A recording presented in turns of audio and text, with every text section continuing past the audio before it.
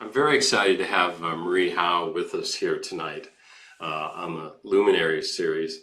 Uh, I just feel, Marie, that your poetry has so much grace and so much light in it. And it's interesting because when COVID started, we all moved to Zoom and we started a morning sitting program called Open Temple. And what we do is, we have a koan practice, which you're probably familiar with when we introduce a koan. But on top of that, each of the leaders who change every day could introduce a poem of their choice. And your poems were popping up all the time, and you became one of the favorite poets of our spontaneous series. And Mm. so I really wanted to talk to you more about that and talk to you more about your connections to Zen and Buddhism and more importantly to life. Your poetry's just got this beautiful light to it, I think. So could we start off perhaps with a poem? Yeah. Um, John, if you don't mind, before then, I'd just like to say hello to everyone. It's so good to see you all. Really great to see you. It's just beautiful, beautiful faces. I'm just going through, some people are just your names are here, but it would be great to see your faces if you want to show your face. It's just always so good to see people. Um, I also wanted to add that Allison Atwill and John Tarrant, the director of Pacific Zen, is here and will be coming in with comments and questions a little bit later. yeah. And two more people are coming in the waiting room. You got that though, John, don't you? Oh yeah, we're fine. Oh, you got them. It's just so, it's great to see everybody.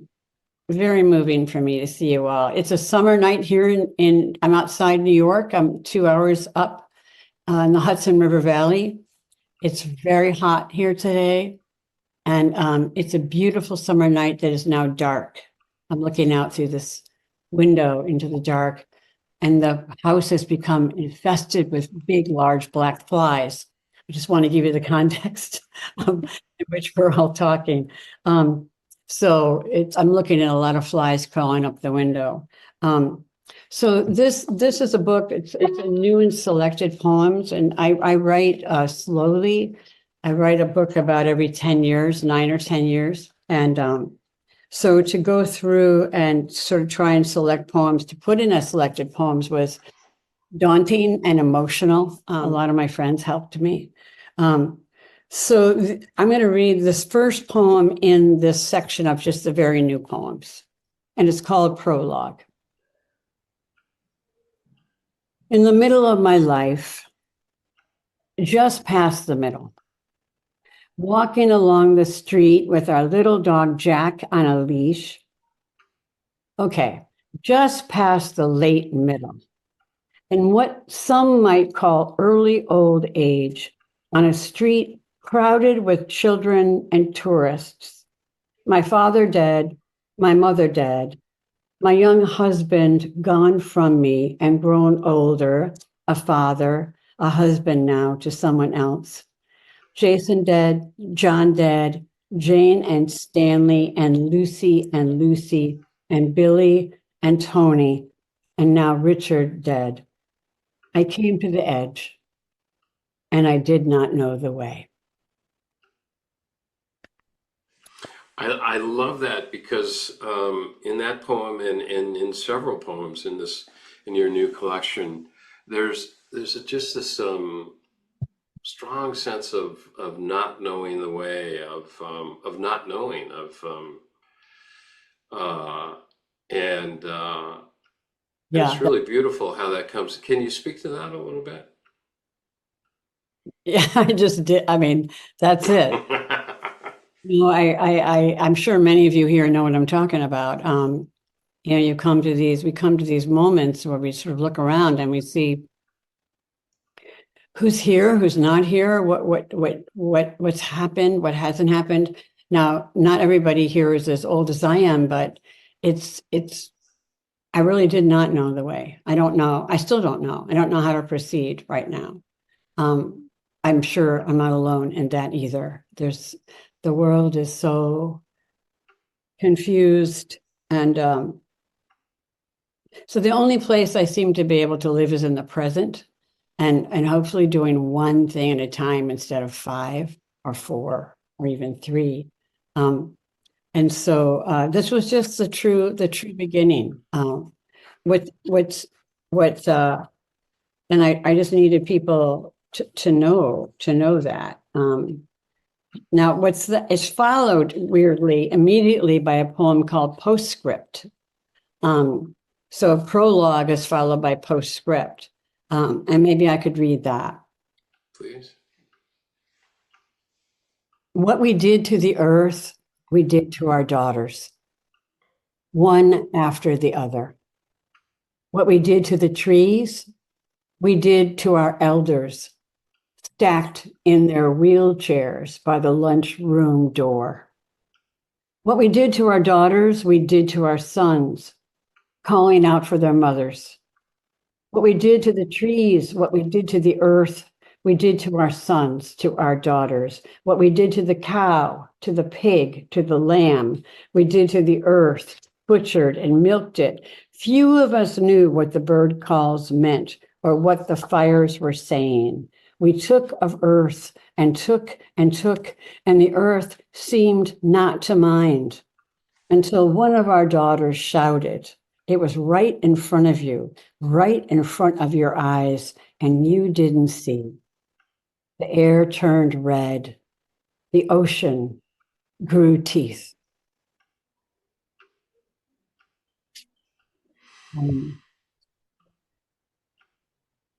For the last 10 years or so, I've been teaching.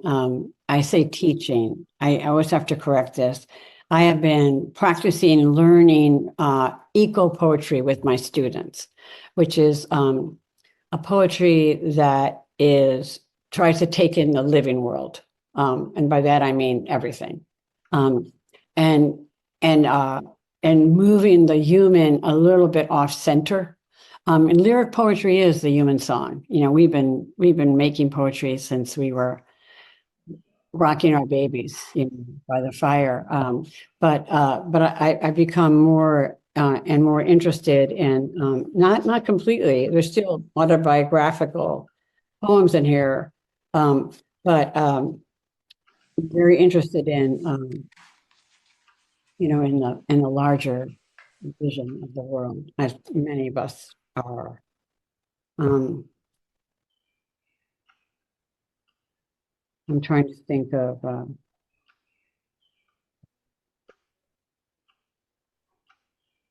like during the pandemic, you know, I was just trying to listen to what the earth had to say to us.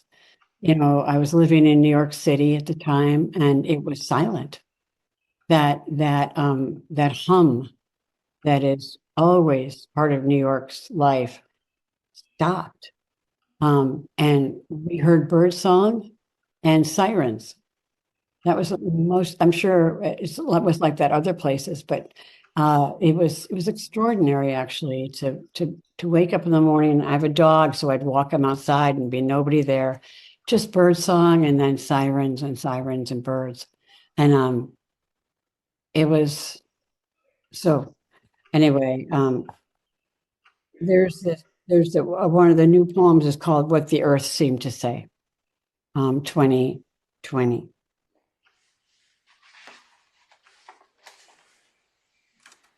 What the earth seemed to say.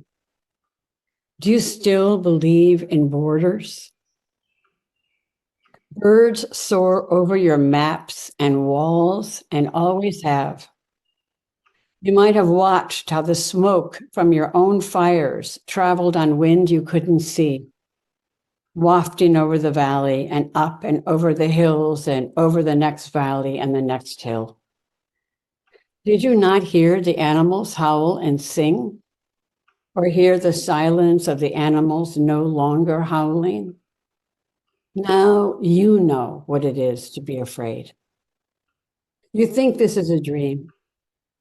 It is not a dream. You think this is a theoretical question. What do you love more than what you imagine is your singular life? The water grows clearer, the swans, the swans settle and float there. Are you willing to take your place in the forest again? To become loam and bark, to be a leaf falling from a great height, to be the worm who eats the leaf and the bird who eats the worm. Look at the sky. Are you willing to be the sky again? You think this lesson is too hard for you. You want the time out to end. You want to go to the movies as before, to sit and eat with your friends. It can end now, but not in the way you imagine. You know, the mind that has been talking to you for so long, the mind that can explain everything. Don't listen. You were once a citizen of the country called I don't know. Remember the boat that brought you there? It was your body. Climb in. I love that because it just encompasses so much. You once were a citizen of the world called I don't know, and this embodiment, climb in this boat that is your body, and it really sort of reminds me of the weaving and interweaving and interdependence, and that you're realizing in your poetry. I think more and more that's a word that comes up. And another, sorry? Sure. Yeah, I'm saying Yeah, sure. yeah, yeah. And another word that comes up is unsayable. And I just pulled out the Tao Te Ching, and in your interviews, you pepper your discussion a lot with the unsayable. And of course, Tao Te Ching is the word that can be said is not the true word, right? Um, what is unsayable for you? Just about everything. I mean, what's happening now here? Who can say it? I mean, who among us can say what's happening here? Um, every single one of us is perceived. I look at a screen, I see all your beautiful faces. Who's to know what's really happening? I love poems because poems can hold what can't be said. Poems can't be paraphrased. Um, Wonderful, kind people say, "What are your poems about?" And I want to know how to answer them kindly to say, it's not what they're about, you know. It's what happens as they happen to me, and then if it happens, Robert Frost says, no discovery for the writer, no discovery for the reader, no tears for the writer, no tears for the reader. But it feels as if what poetry is one of the last places that can't be summarized or paraphrased, that it can hold something in its center. Not always, of course, but I mean, sometimes that just refuses to be. It cannot be said. It can't be reduced to what you can. And we love to reduce things in this culture to what you can say.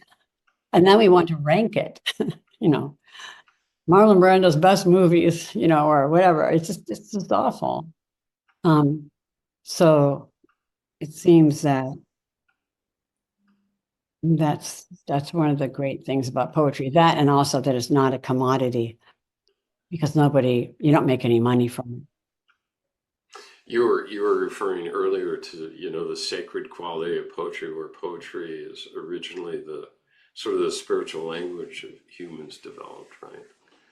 Um, Yeah, but I think the first poem was probably a woman singing a lullaby to her baby. mm, I mean, to soothe the child and make them feel safe and at home. I mean, so is a lullaby come before the sacred song? Maybe. I don't know. I mean, or is that a sacred song? I mean, it feels as if these things are very connected, but we have been singing our songs, all kinds of songs from the very beginning when we could sing or speak.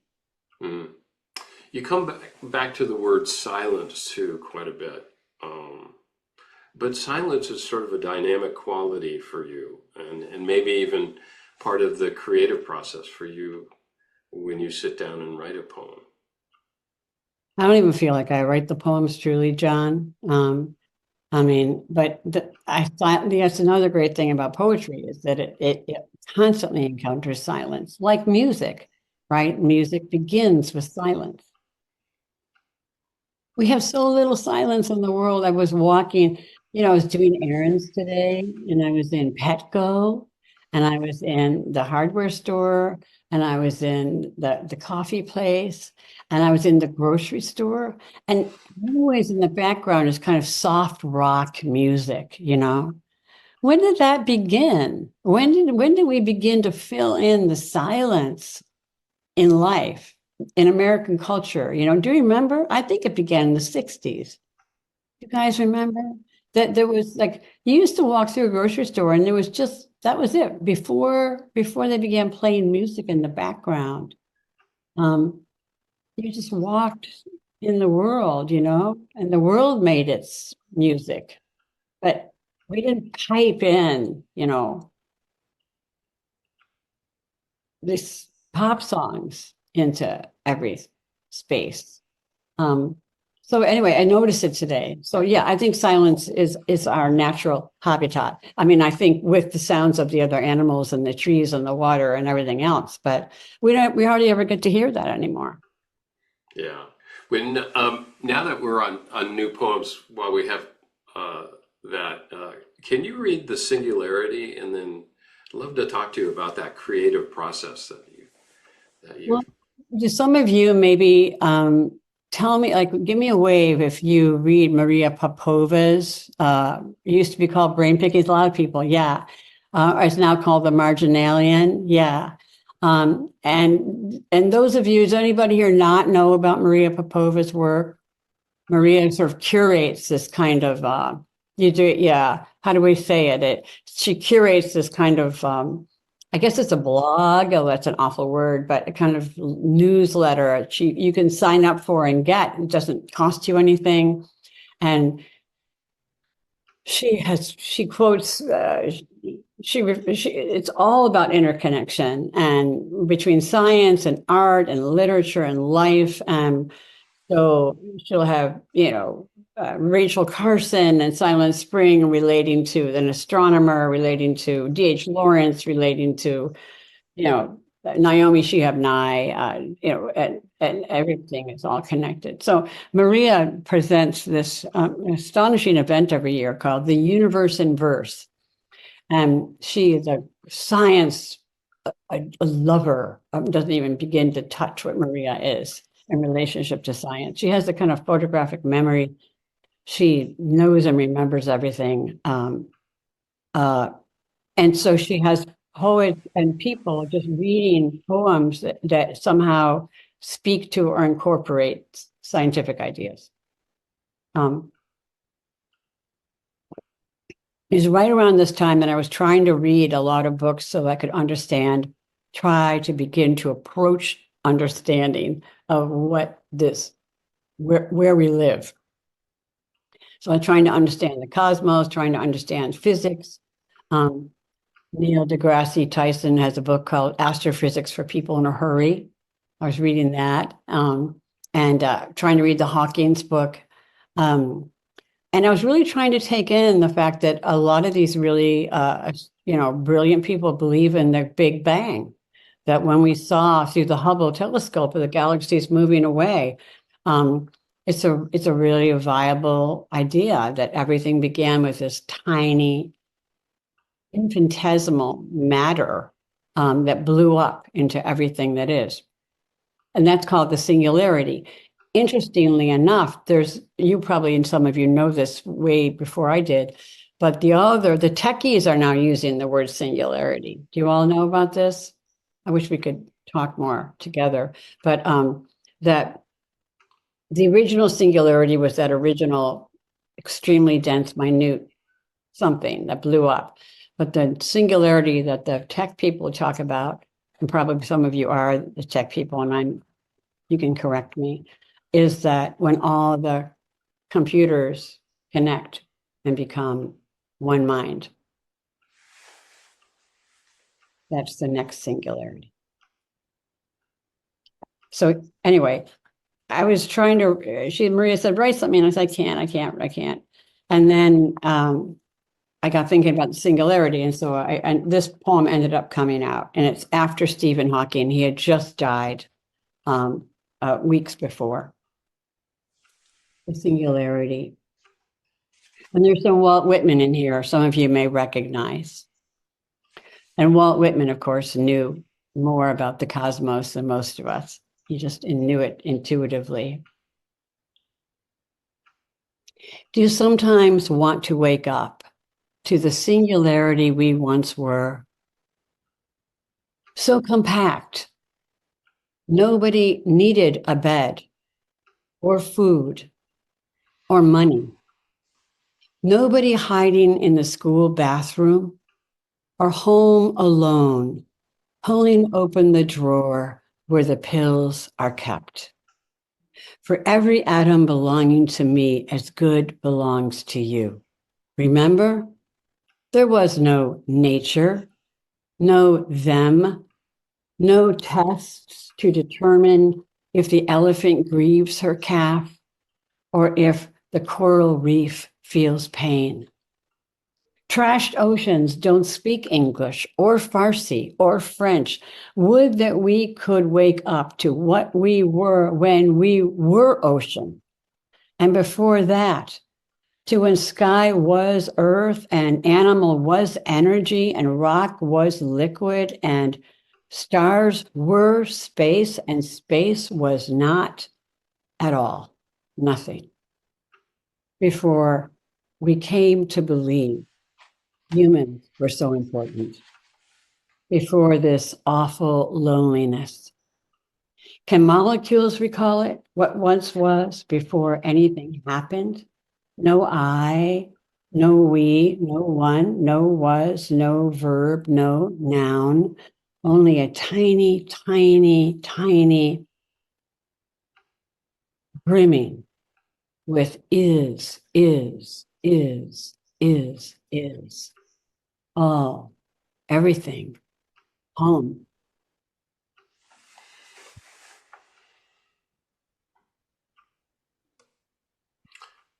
I love that. Yeah. All, everything, home. You had chosen a different word from home originally, and then you changed it to home, I think, didn't you? Or what was the evolution of the poem, or towards the end? It was a different ending, I can't remember, and there was a whole swath in the middle that got taken out. I have a daughter she's 24 now, but she was probably 20 then. She's really good listener and good reader. And I walked into, I would say her room, but we live in the tiniest apartment in New York. We live in essentially a long hall. And so I walked to the other end of the hall and said, "Can you listen to this?" And she said, "Yes." And I read it to her and she said, "Yes, it can work, but the whole middle part has to go from here." And she said the word to here. She said the word. And I went, right. So no one does anything alone in this world. So she was right about that. I don't remember what it was, John. I think that in Adam's book, which you saw, right? Adam Moss's, Yeah. my friend Adam Moss has written this amazing book called The Work of Art. And he interviewed 45 people about how they make something from nothing. And I can't recommend it more highly. It's such a good read. He talked to Twala Tharp. He talked to Stephen Sondheim. He talked to, hipper young musicians. I don't know their names. He talked to novelists. He talked to sculptors. He talked to all kinds of people and playwrights. And Lori Parks, a lot of people don't know what they're doing when they're creating, as we say. We use the word creation. I don't use that word.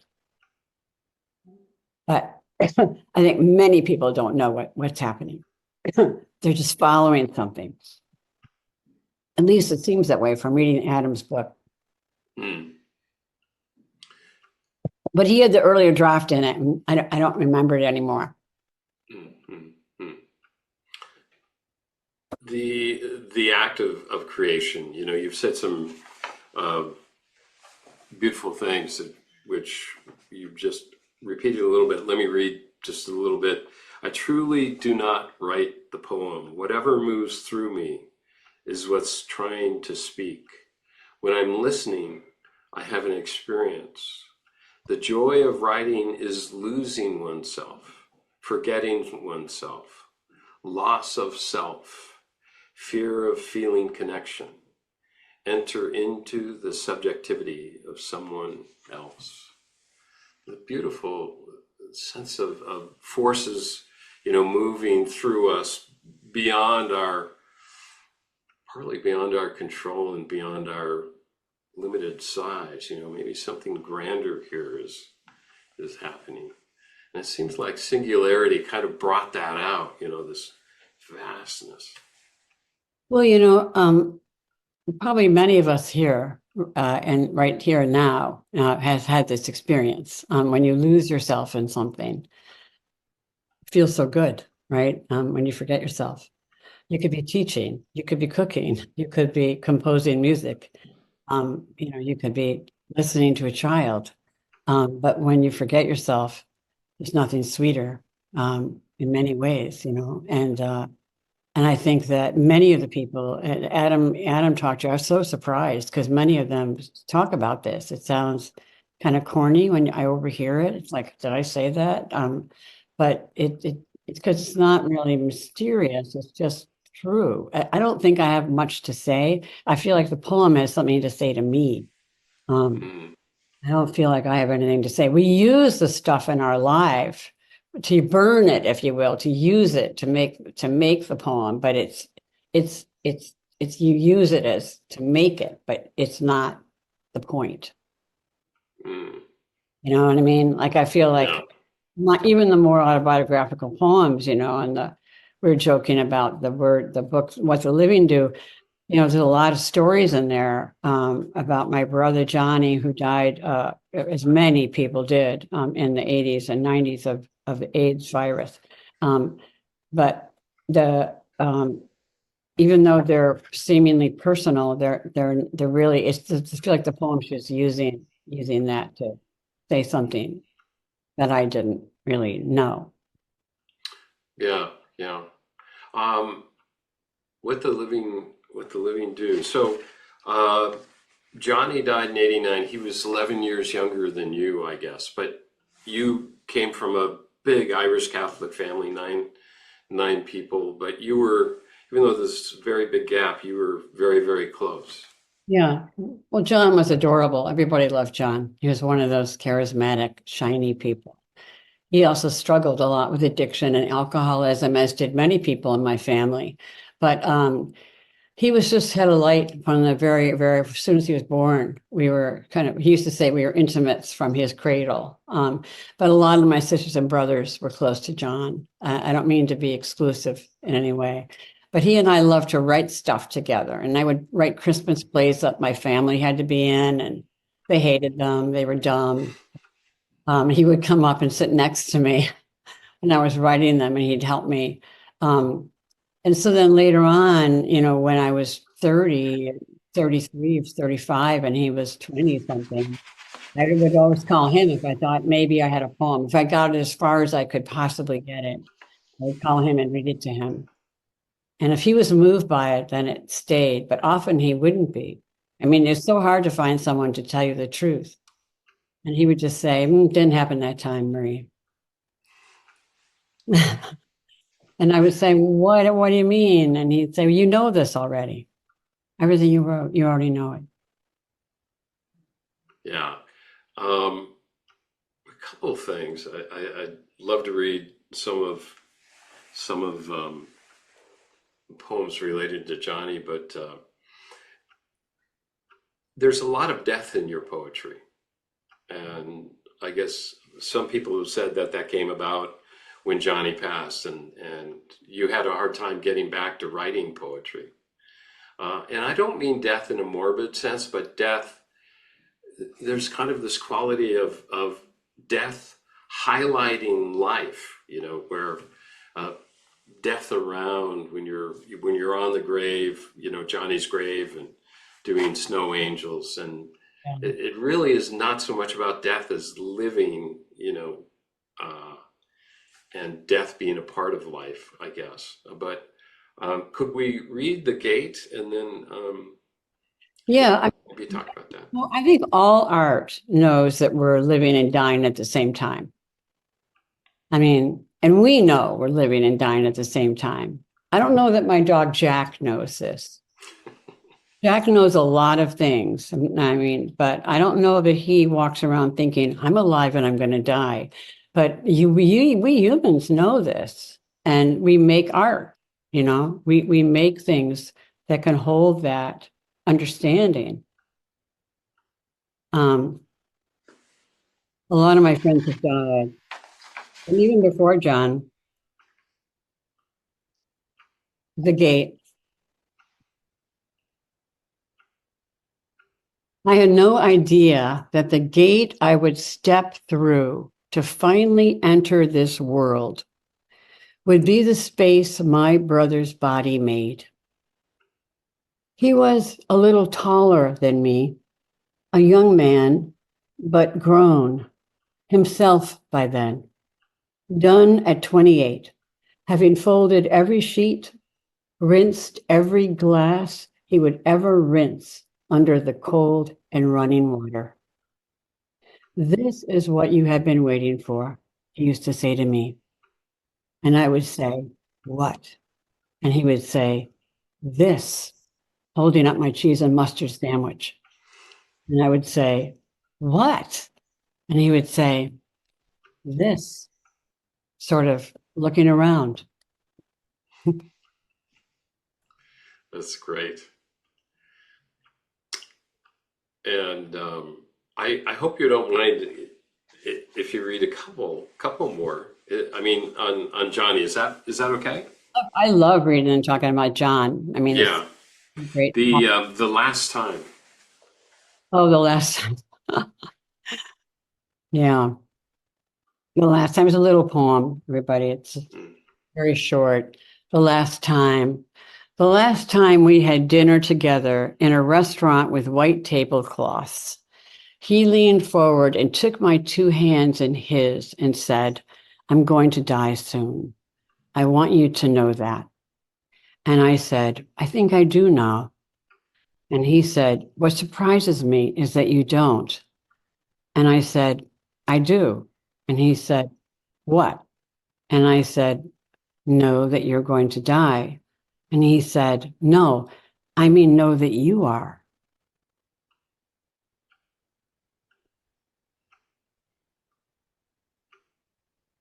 But I think, a lot of people living with the AIDS virus were astonished to look at people and say, they don't even know. I mean, John really was a kind of spiritual teacher to me, no question. But he couldn't get over it. He's like, look at all these people in this restaurant. They really don't think they're going to die.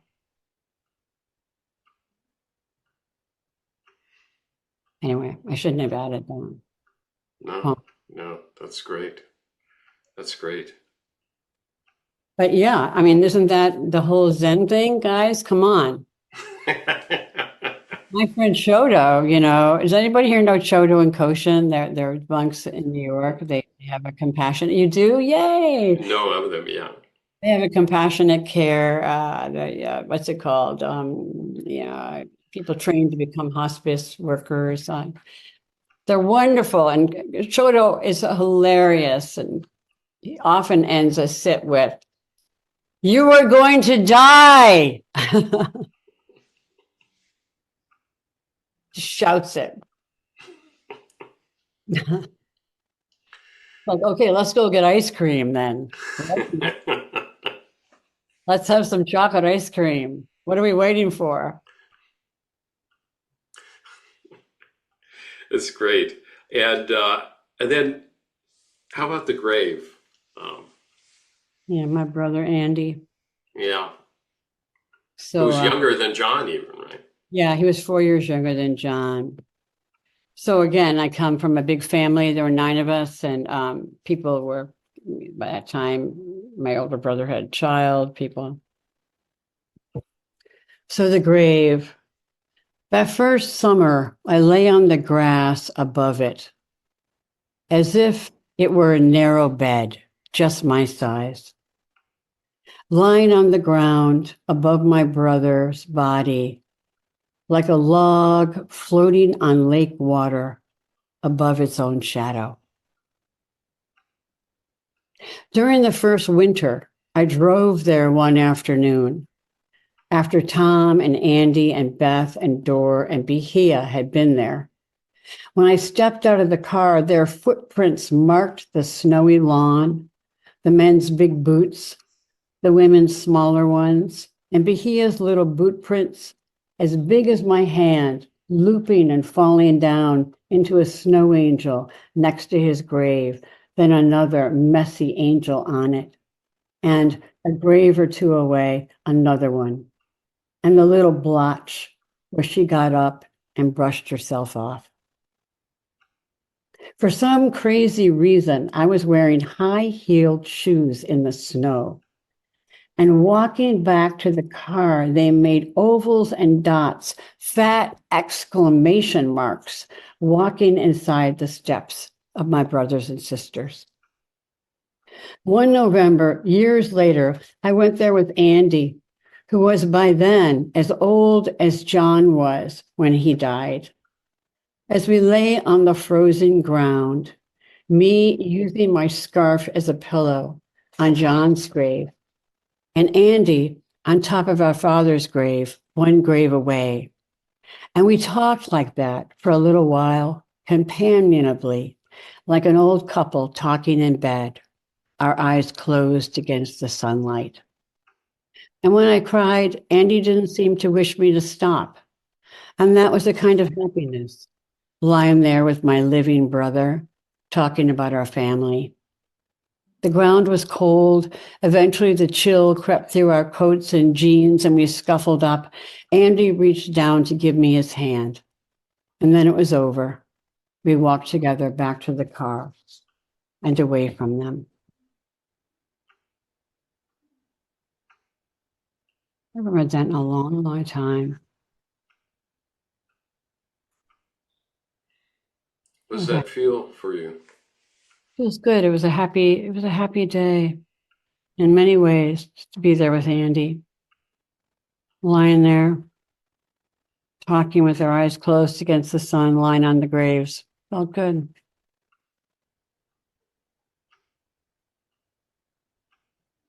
So. Yeah, nice. Nice. Thank you. Family, you said a lot of violence, a lot of alcoholism, but I'm just struck, and this is a little bit, I came from a very large Catholic family as well, but just by the closeness that you had with your siblings. Our house was a disaster all the time. My sister's on the call, and I don't know if she would agree, but my mother was working, my father was working, he was,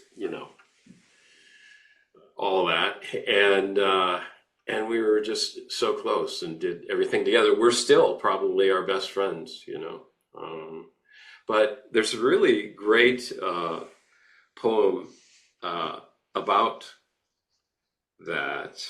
Oh, I know what you're thinking about. You're thinking about the game. The game, correct. And on certain nights, maybe once or twice a year. Mm-hmm. Yeah.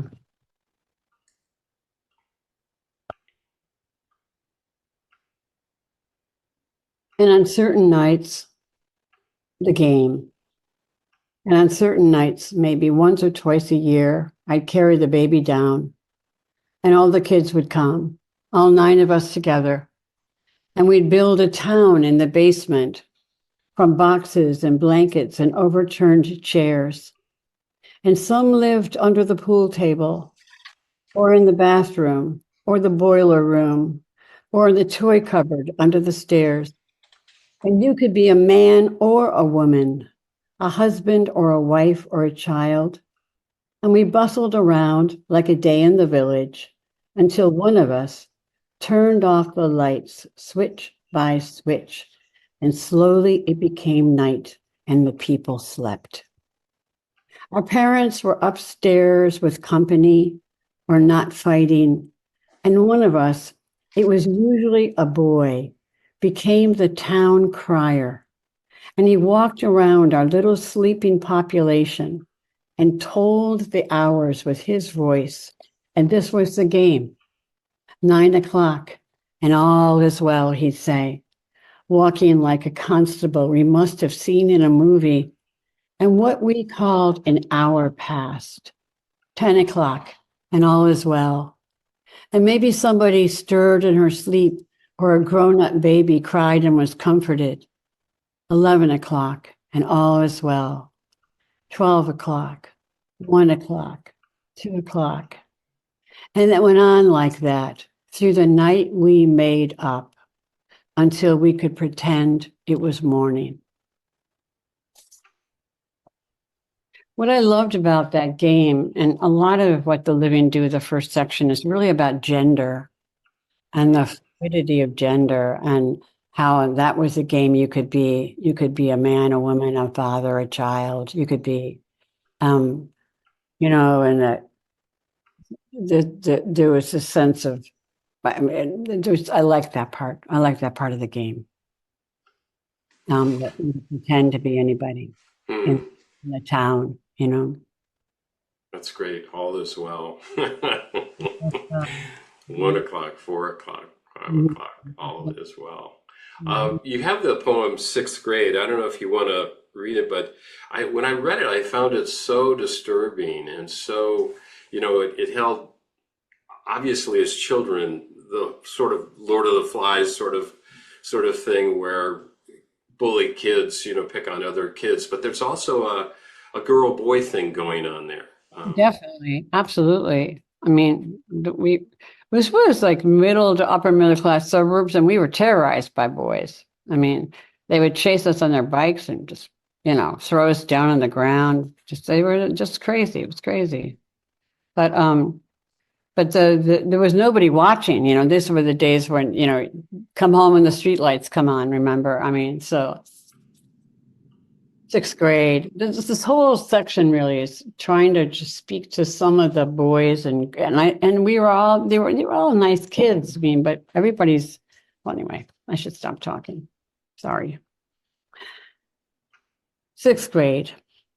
The afternoon, the neighborhood boys tied me and Mary Lou Mahar to Donnie Ralph's father's garage doors, spread-eagled. It was the summer they chased us almost every day. Careening across the lawns, they'd mowed for money. On bikes they threw down. They'd catch us, lie on top of us, then get up and walk away. That afternoon, Donnie's mother wasn't home. His 9 sisters and brothers gone. Even Gramps, who lived with them, gone somewhere. The backyard empty, the big house quiet.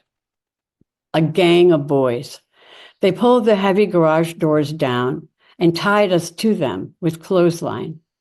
And Donnie got the deer's leg severed from the buck his dad had killed the year before, dried up and still fur-covered, and sort of poked it at us, dancing around the blacktop in his sneakers, laughing. Then somebody took it from Donnie and did it. And then somebody else, and somebody after him. Then Donnie pulled up Mary Lou's dress and held it up, and she began to cry, and I became a boy again and shouted, "Stop," and they wouldn't. Then a girl boy calling out to Charlie, my best friend's brother, who wouldn't look. "Charlie," to my brother's friend who knew me, "stop them," and he wouldn't. And then more softly, and looking directly at him, I said, "Charlie." And he said, "Stop." And they said, "What?" And he said, "Stop it." And they did, quickly untying the ropes, weirdly quiet. Mary Lou still weeping, and Charlie already gone. When I read that, I think that is violent, but it's nothing like what happens to so many people in this world. It's nothing. I was listening to Andre Dubus III. Do you all know that writer, Andre Dubus III? He's an amazing novelist. He's the son of Andre Dubus, the great short story writer and essayist. He was talking about in his memoir, Townie, his sister was gang raped in the back of a car, by a whole bunch of people. I mean, this happens to women all the time. We know the statistics. I'm sorry to go on about this, but it was terrifying to us. We were kids, and Charlie did come back to remember me and stopped and made Donnie stop. But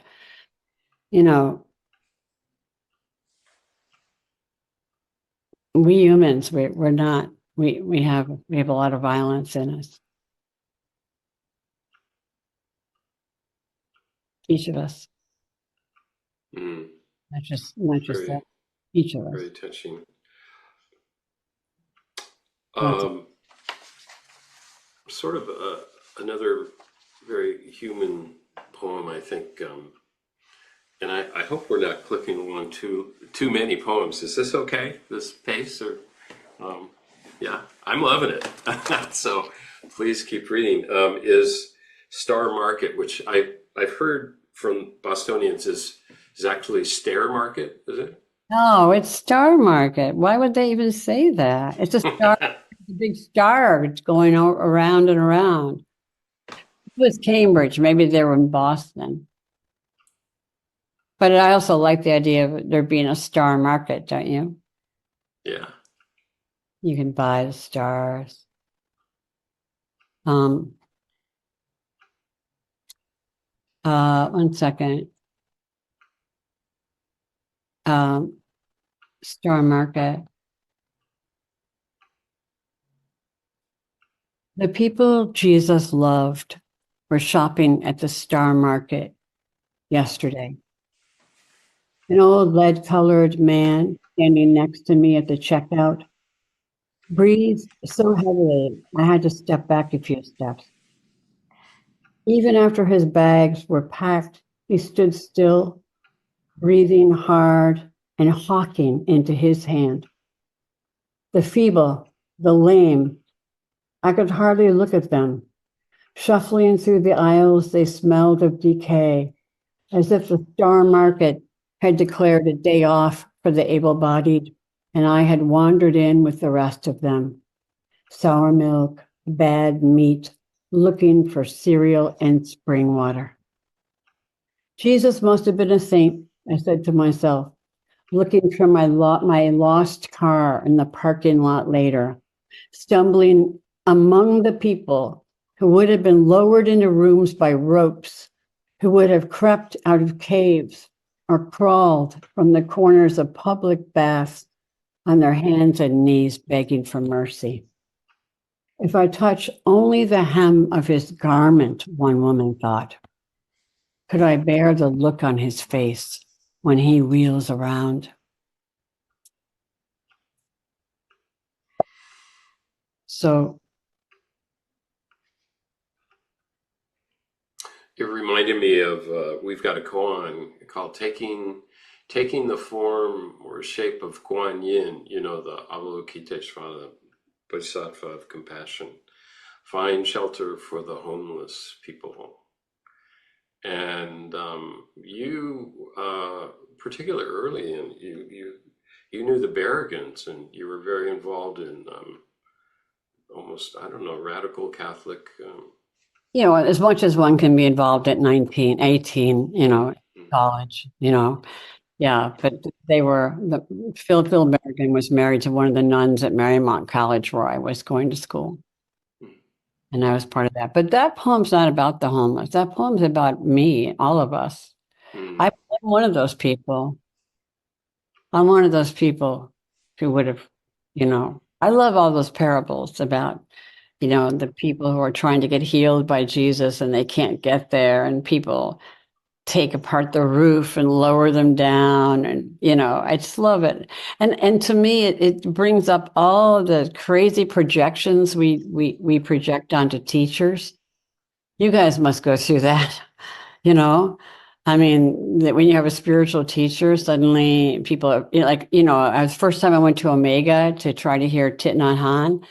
I came late and I went to the big room and nobody was there yet, but they'd all put their pillows down and there was no room. Everybody had gotten there early to put all their pillows down so they could be in front. And I totally get that, but there's this terrible kind of projection too. You know what I'm talking about? Mm.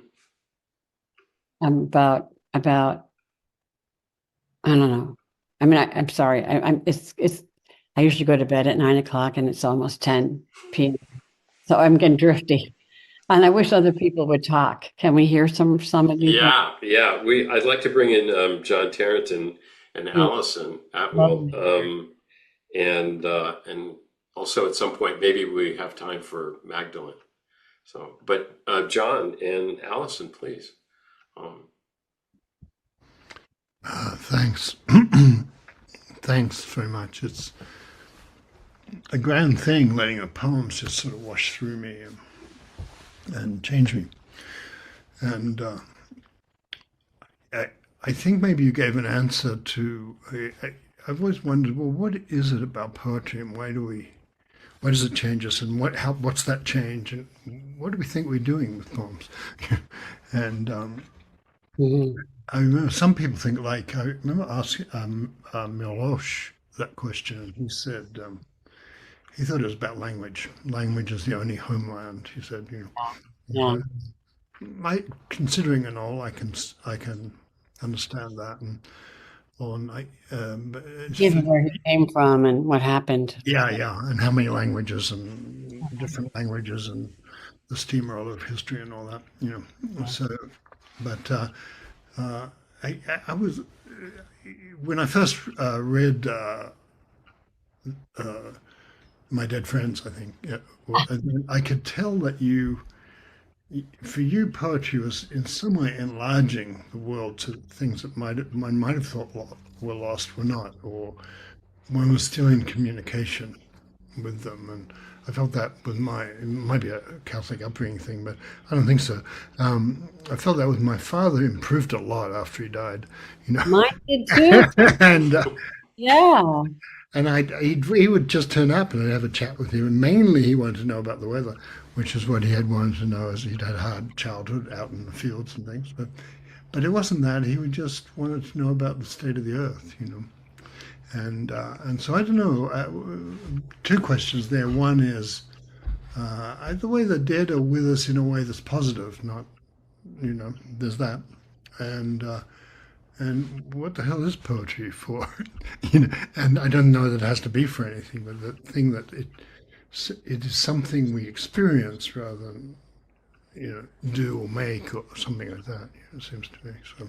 Rilke says, right? He says poems are not merely feelings; they are one has easily enough. They're experiences.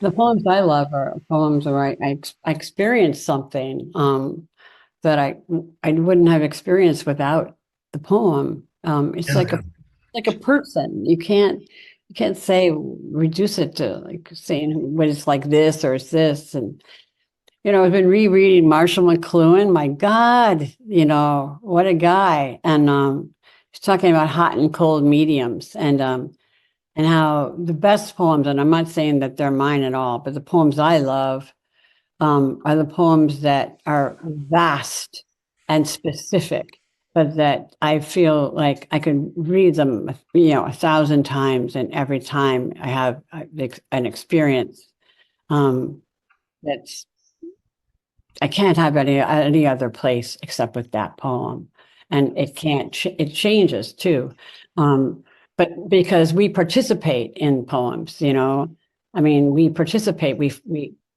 enter into them. We engage with them in a different way than some of well, maybe all artists like that, but yeah.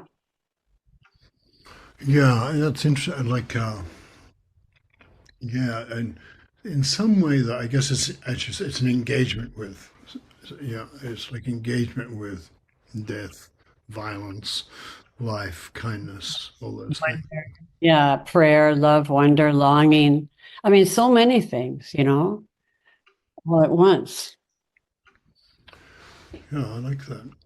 Um, I especially like the thing I just first said, that the dead are not dead so much, sort of like Joyce's world in a way, but yeah, they're not really dead, and it's not that we think that or imagine that, but we notice that, you and so I guess that's, I don't know. I'm happy feeling that and thinking that. Me too. I love that you say that, there's a great poet, James Wright, who Oh yeah, wrote, and his son, Franz, was a great poet and a friend of mine for a while. And he wrote this great poem to his father. It's very small. I wish I knew the whole thing by heart, but it ends by saying, "Besides, you're not dead. I know dead people, and you are not dead." isn't that great? Oh, my friend Lucy is one of the Lucys in the Everybody's Dead poem that I started with. We used to look at each other and go, "Besides, I know dead people. You are not dead." And there are, yeah, there's nobody's dead. Um, and that the word remember, right, is to really remember, to remember, dash member them in a way. But I also really do believe the dead are not dead. I really do believe that. I know that, you know, aside like us holding them within us and all that, I feel like they're active. The dead are alive and busy. Okay. Busy is good. Well, the other thing, I guess Rilke was very good on this, but there's a way in which, in the poem, a whole bunch of your poetry does this, and Milosh doesn't that much actually, but where you suddenly, the object comes forward, or first the foot comes forward, and then the universe, it opens, and the universe is there. And I don't know. I suppose that's the beginning of some kind of religion, beyond a mother singing to her baby. But it feels to me that's an important thing that is not engineering and tech doesn't really offer, or even is not sympathetic to. So I guess I keep trying to think. Well, what do we have apart from assembled objects? So yeah. So I don't know if you have anything to say about that. The way we enter. Oh, Bilka talks about that too, the coiled rope on the Nile and things like that. Yeah. But He loved things, right? He loved the life of things. But also, I mean, much of what we know we can't see or prove. yeah, yeah. Isn't that, I mean, that's true for my life. The truest things I know I can't see or prove. And yet, Oh, well, yeah, not coming to conclusions about them and explaining them, it seems to be yeah, sort of, yeah. yeah, And yeah, yet they shake my life, they illuminate my life, they, irradiate my life, if you will. And yet these are not things that one can point to, right. or tries to talk about them. It's language fails. Well, the mysterious quality is on our side, I think. So I feel. So that's what brought me to meditation. I thought, oh, this is something I don't have to understand. That's a lovely thing to say. Did you say the mysterious quality is on our side? Yes, yeah, yeah, I think so. That's a beautiful thing to say. I feel that too. And Yeah, I don't know why, you know. I mean, I don't know if the people suffering right now in Gaza can feel such a thing. I don't know, I have not been tested in those ways, hungry, all the unbearable things people go through in war. Um, but I believe it too. I believe it too. Well, and people like Primo Levi would say that yeah, too, right? yeah, absolutely. Yeah, People sure. Yeah, who feel that the mysterious is somehow on our side. Yeah, yeah. that's a beautiful way of saying it. Well, that's what I feel like I'd like to let some other people in. I did notice a couple of people, like Frank Ostaseski, who's in the death biz, and you probably know, who's really one of the wise people about death, is here, and Susan Murphy from Sydney actually is here, and some interesting people. So, and Allison, I think, is next. So. Well, I think the thing to say is that, you were talking about the people in Gaza or other people who are suffering terribly, that and we come into this with Zen too, where we'll have someone who's at a retreat or a student I'm working with or something who really is going through some, or our friend Naomi, who was going through terrible suffering, a lot, losing her son, is that the story isn't over yet. It's this point, it's this moment in the story, and to know that everything is lost is knowing more than we can know. We can just have this one moment, but the rest is uncertain. It's still uncertain. Such a beautiful line too, Allison. The story isn't over yet, and of course that's it. These moments, like we think, this is it. This is it. But the story isn't over, and the story goes backwards and forwards and all around too. It's not linear. John used to say all the time, Marie, it's not linear. It's circular. It's circular. It's not linear. One of the things he said before, when he was in the last weeks of his life, he looked up at me and he goes, Mare, this is not a tragedy. I'm a happy man. That's it. And he said, when I'm asked if I could love, I can answer yes. Yeah. This is not marriage. This is not a tragedy. I'm a happy man. And so there, that to me, that just speaks to what you're both saying, really, I was very struck by something, a line from one of the poems where I think you're speaking to your brother and it's a conversation between you two. And he says to you, you know this already. Was that from a poem or just a conversation? It's when I would read him a poem, I thought maybe it was a poem. And he would listen and it would just be silence on the other end of the phone. And I would go, what? And he would go, no. And I go, why? And he'd go, do you know this already? And I'm like, the birds. And he goes, the birds are nice. But you know this already. And that was like, damn, you're right. Thank you. Goodbye. Love you. And I'm just back to the typewriter. But the thing is, he was right. I mean, and he could discern it and know it. Now I can say that to my students too, many of them. But I didn't know then. I wanted it to be something I didn't know. But that's the problem, writing what you think, that's what we were talking about earlier, what John was saying, it's like, it's not that I have something to say. I've got nothing to say.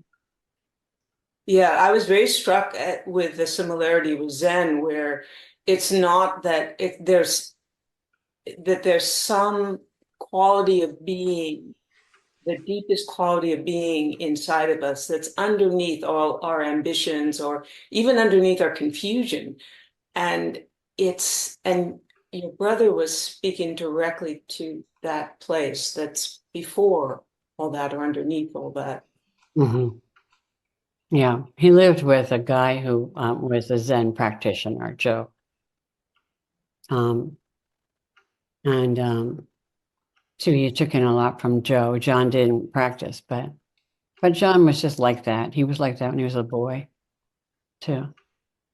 I mean, if he were here, he would be arguing with me a little. But, and I guess two more things. I don't want to take up all your time, but one, I come from also, as you know, family of 9 kids, and all of us are still alive, even though we're getting quite old now. And you would think that, but I often imagine, like, what would it be like? What will it be like when one of us is gone? And I almost get the image of like a constellation losing one of its stars. Like, yeah, stars going dark or something. Could you Yeah. speak to that? What it feels like? Well, our family, different people relate to different things. And, we were separated by the disease of alcoholism, which is a kind of cluster bomb. And I love my parents, my father. I mean, he's so much happier now. We were talking earlier about, because he's so, My parents too are much happier now. They're gone. yeah, and he's sober. He wanted to be sober his whole life, So I listen to him a lot now, and I loved him in life as well. But it can separate people because everyone is hit with different shrapnel in different times, and so some of that's happened in my siblings, among us. But and when Johnny died, it was, everybody's hearts were broken. I mean, it was just so hard, and also all his friends died. I mean, people were just dying, and it was back in the day when people still had all these misinformation about AIDS, and nurses wouldn't touch him, and we didn't know what, so it was part of all that too, and that, thank God, is past, and moving away. But I forgot what I was saying, what you were saying, Allison. Say it again. Oh, about the star. Well, it's different. Yeah.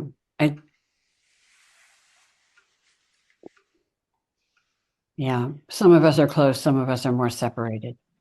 Yes, I have the same. I have some siblings I will not speak to. But in some way, I'm still, they're still. I love them, every one of them, forever, forever, period. That's it. No argument, nothing. I don't care. But I'm not one of the youngest. We had different families. Yes, every child in a family of 9 is a different family they grew up in. I feel like we keep drifting off into these personal things, you guys. I'm sorry. We should maybe. I think that's what makes the conversation interesting. Okay, I don't want to. I think it's fabulous. Susan Murphy from Sydney, Australia is on. And I don't know, Susan, if you'd like to ask a question or two. Thanks, John. Look, I really want to say I'm jealous of not having 9 siblings suddenly, because I love my siblings deeply, but I've only got 2 and I've lost 1. And I can't help but resonate with 2 things, actually. I mean, I love your work, Marie. I just think it speaks directly to any human being, but especially anybody who's stopped to not know and to actually value not knowing, because that's at the root of so much of what you write, without mentioning it most of the time. And that's the most valuable thing about it, probably. All poetry is coming from that point of not knowing, I'd say. And that's why it's so strong, that's why it's so inarguable at a certain level, when the experience it carries is there. But 2 things. One of them is that I think what I hear in your poetry is connection to your childhood that is undimmed. It's just natural. It's just naturally continuous with what you are now and how you are now. There's a writer, a lovely Australian writer here, who once described this as the childhood gland. Mm-hmm. She said, if you have close siblings of any kind, or are close to your siblings, you then have this childhood gland that goes on spurting out those memories. And so when you're together, you go back to that place where everything is alive again, just like a dream never quite dies. A dream you've had, a great dream, you can walk back into it, and you can walk back into the childhood feeling that you shared. It can't go away. And I'd say that's a deeply endearing thing about your work for me. It's like it kind of confirms that, that childhood energy, it's something that wakes up in Zen. Everyone talks, so many people talk about after a deep Zen session, they're back there. They're back there in that kind of freedom of seeing directly, of paying attention, of being astonished, and being able to sort of be able to say one or two things about that at last, you know. That feels to me like one of the great gifts of your poetry. And the other one is your preparedness to be with death. And it's been a big part of this conversation that I've really relished, because to be able to be with it and not draw back from it, I mean, isn't it the live point? And isn't it the place that connects beyond time and space? You know, I totally agree. The dead are alive in ways that cross over from time to time. And they cross over because we're alive to them. That's lovely. I wish we could write all these lines down and put them together. And it's so beautiful. I loved hearing you, Susan. I love your face. I was looking at your face earlier. You're in my top corner here, and it's just such a beautiful open face. It's really a great pleasure to look at you and gaze at you, or meet your gaze, I should say. I'm not objectifying you. I mean, I feel yeah, well, you know, we live in the fullness of time, right? And I feel as if poetry, or when John was saying, this is not a tragedy, I'm a happy man, there's a way that time and eternity have an intersection. And I feel like that's the intersection that poetry can live in, and that we can live in. You know, like Yeah. It might even be the only place we live, actually. Yeah, really. Yeah. There's this new little poem in the new ones where the character, the sort of me character, is with her daughter in this diner and saying, I'm worried about Jason. And she says, put Jason take it out of your mind, but don't take Jason. And she's the wisdom person in the book, or that, you know, and this notion of living in the now, and how the character in the poem finds it very constricting to be in the now sometimes. But the girl doesn't. So it's funny. She's a kind of the hero of the poem. That's beautiful. Happily eating her meatballs for breakfast. So Yeah. you're in Australia. Yeah, I am. So it's actually not remote from John, who's also Australian, even whatever else he might be by He now. told me, I learned this about him almost immediately. And the wombat. You do need to know about wombats. It's important. They're not as well known as they should be. There's also numbats, by the way. There's all sorts of... You didn't tell me that, John. Yeah. You neglected that part. Yeah. Well, thank you so much, Marie. It's fantastic to Thank sort of you. meet you. Yeah. Great to meet you too, Susan. I hope we meet in person one day. So do I. So do I. So, Chats, I've listened to you at the FAWC for years. Oh, who And is I knew Lucy as well. And I'm also studying with Koshin and Chodo. Adam Moss's interview was great. I would love to ask you about Silence from Susan Pollock, who is a good friend of ours. Susan Pollock? Mm-hmm.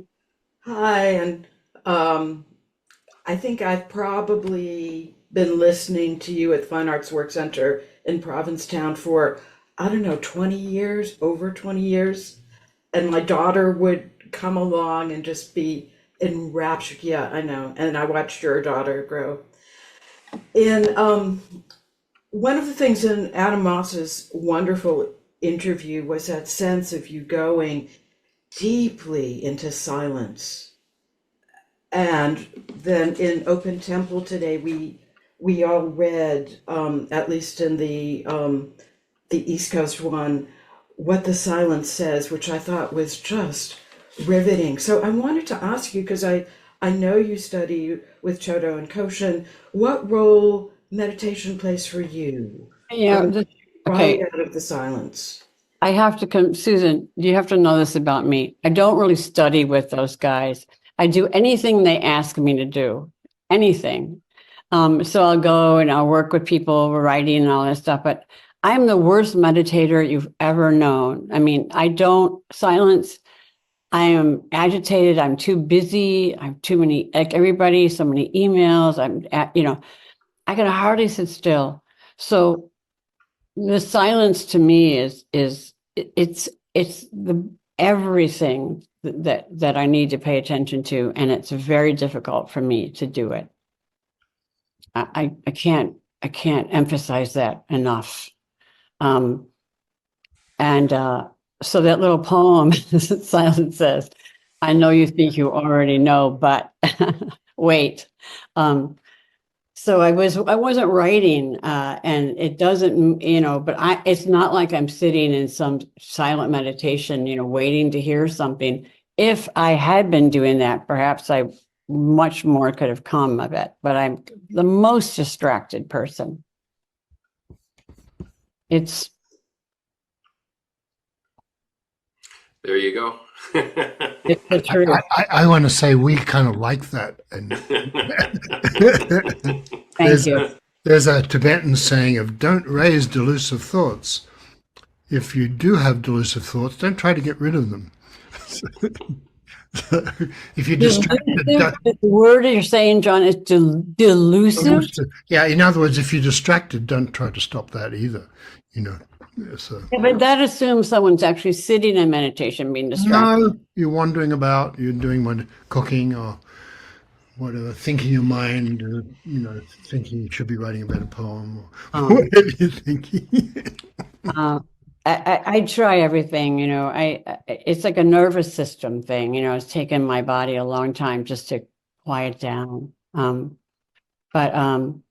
Yeah, silence holds it all. And when I'm able to, sometimes that actually came by me just sitting at the desk, though, not on a pillow, but not to meditate, but writing is kind of meditation, and just listening. And what it said was, I know you think you already know, but wait. Longer than that. Even longer than that. Yeah.